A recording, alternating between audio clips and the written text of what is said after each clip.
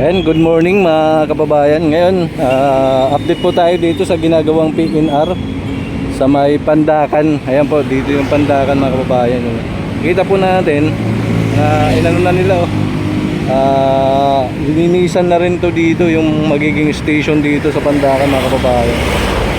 Ayan po, yung papuntang dito, Osmeña Highway mga kababayan dito, Manila. Kasi ito naman dito papuntang Santa Misa. Ayan.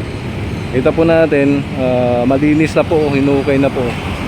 Linis na nila. Ayan, kita po natin. Ayan. Sa ilalim ng Skyway mga kababayan, linis na po. Ayan, kita po natin. Ayan.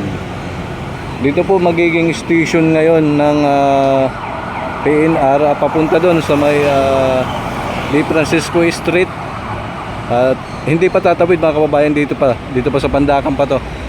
Yung dating station pa rin yung nagagawin nila. Yan, makita po natin. Malinis na. Nakita po natin. Sa sa ilalim lang to ng overpass. Ayun, nakita po natin yan. So dito, daanan ng parang itong to dito parang flyover ng Pandakan. Nasa ilalim lang siya, sobrang linis na. Punta doon.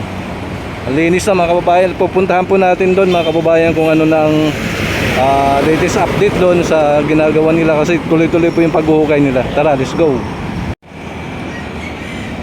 Ayan mga kababayan, dito yung karugtong mga kababayan doon sa may Pandakan na PNR. Ayan, update po din po natin to dito. Ayan, malinis na rin ay pagtawid ng Santa Misa. Ayan po. Kaya magiging stasyon to ay doon pa rin, station ng Pandakan. Ayan, nakikita po natin malinis na. Ayan, tawid lang po ito ng Skyway. Ayan, yung Skyway, yung ginagawa Skyway, nagkaano pa nga nagbabako, nagdidemolish sa mga bahay.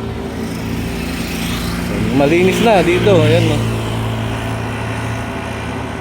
ito pagtawid ng Santa Misa, yung tulay dyan papuntang Bacood, papuntang Ramon Magsaysay Boulevard, pinakadulo papuntang Blooming Street.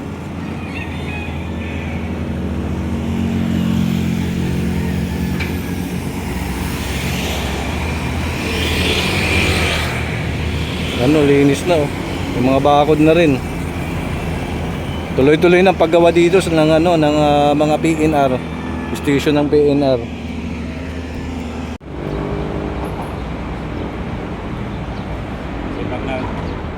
Pag nakompleto ko na yung gamit yun lang ang kailangan ko GoPro sa 10.6. Yan ang maganda. Kasi yung biyahe ko yun ang content sa Facebook.